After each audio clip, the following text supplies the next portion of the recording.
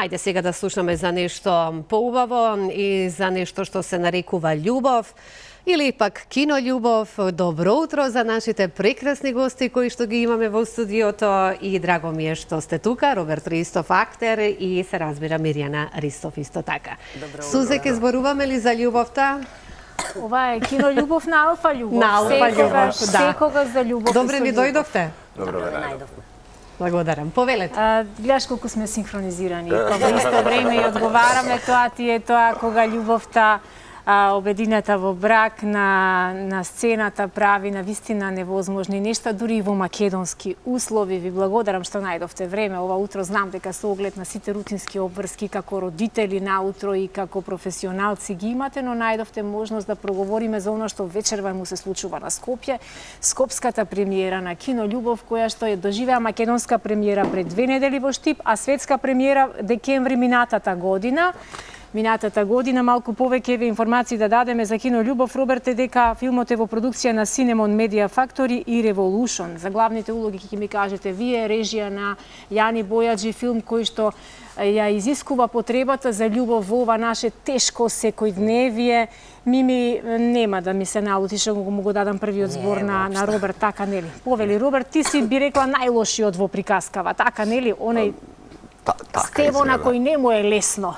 Да, Стево лихварот, да, улогата е, мојата улога во овој филм е сопруг на улогата што игра Мирјана, а во исто време е еден кој што е етикетиран како најлошиот, но тоа е човек кој што трага по вредностите кои што допрва ги смета за правилни, а ги изгубил вербата во оние вредности во кој што верувал како млад, во кој што бил учен од неговиот професор и кој што излегува дека се нефункционални во ова ново современо време. Така што почнува да се бави со лихва, озлогласен е во општеството, во средината во која што живее и во самото семејство. Сите се против него.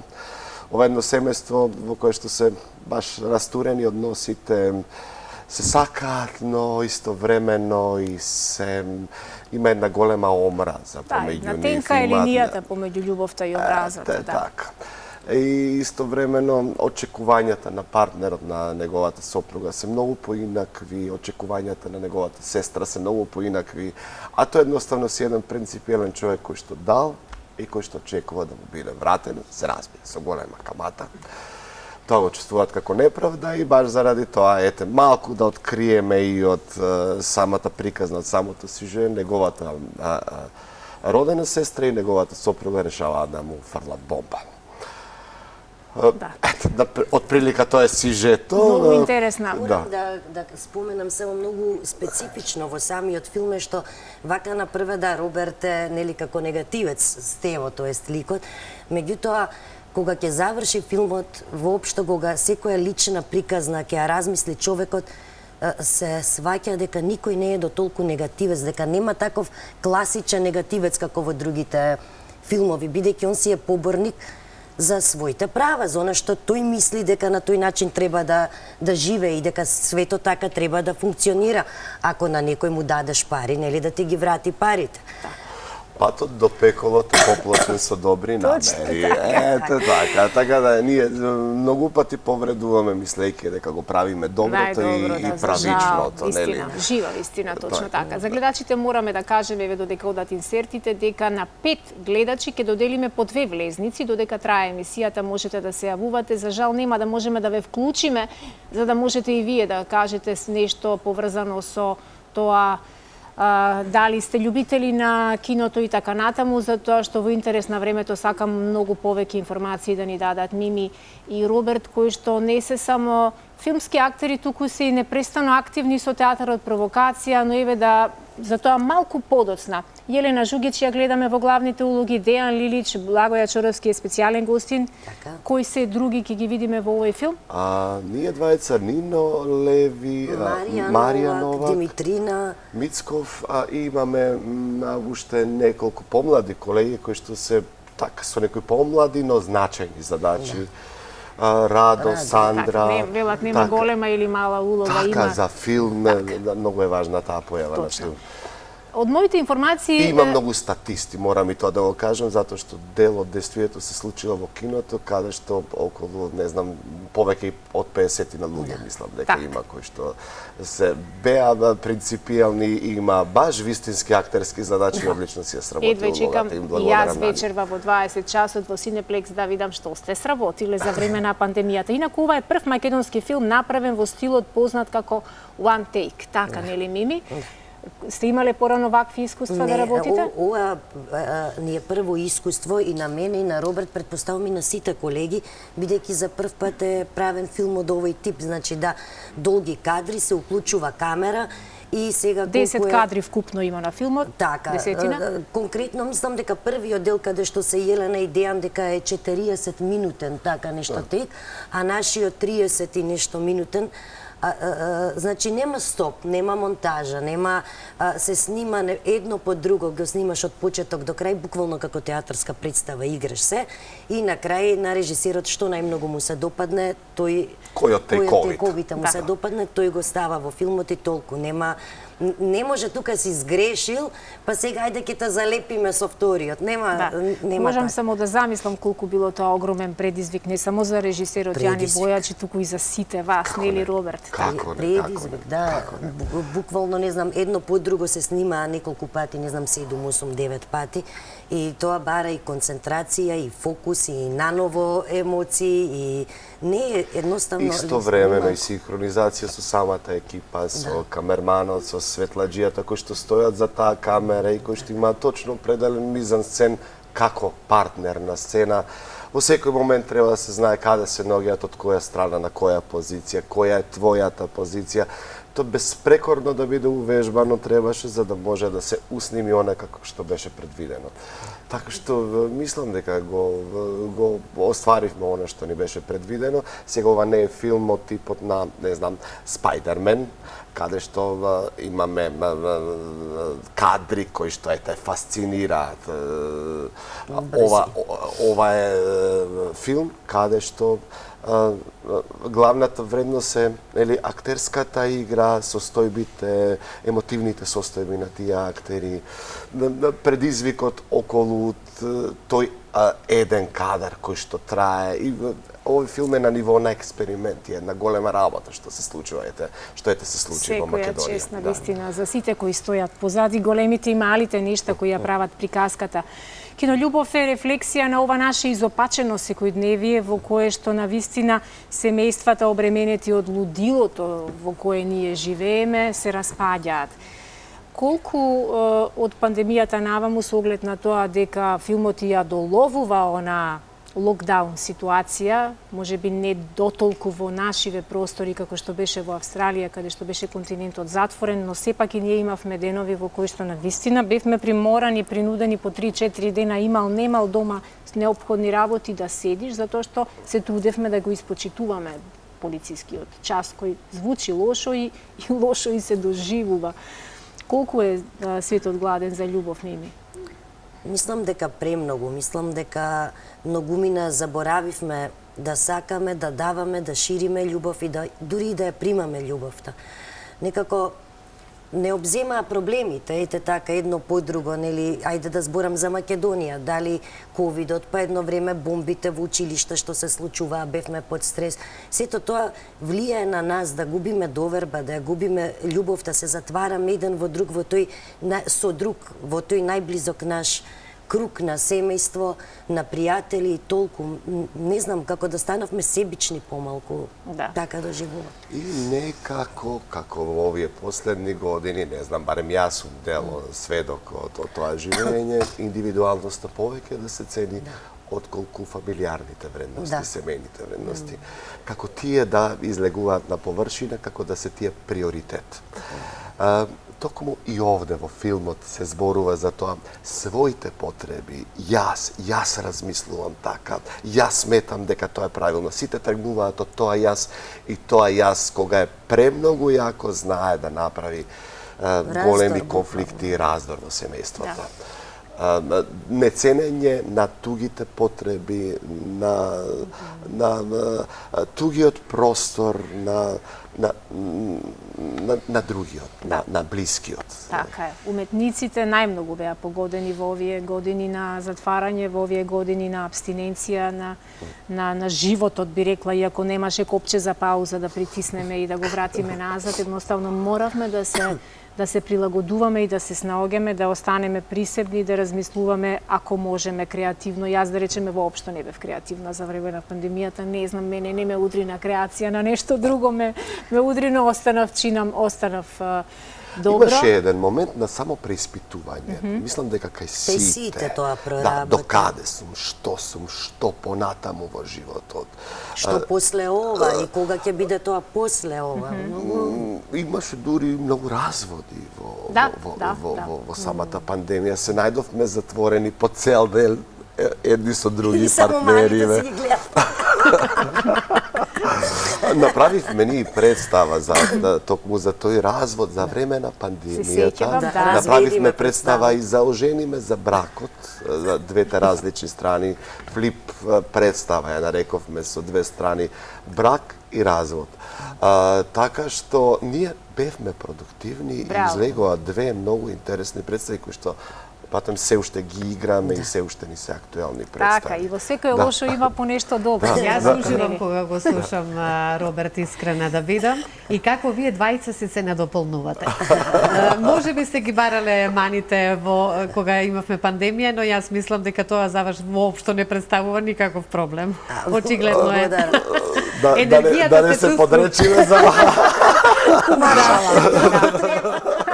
Сакам само ме интересира, еве имавте премиера, како што кажа Суза, во Штип, во Радовиш, мислам, чи нам беше? Така, да. Сега многу ме интересира публиката, впечатоците, кои се нивните, први онака зборови кои ви беа упатени кон вас? Јас добив два впечатоци, сосема контра, сосема различни.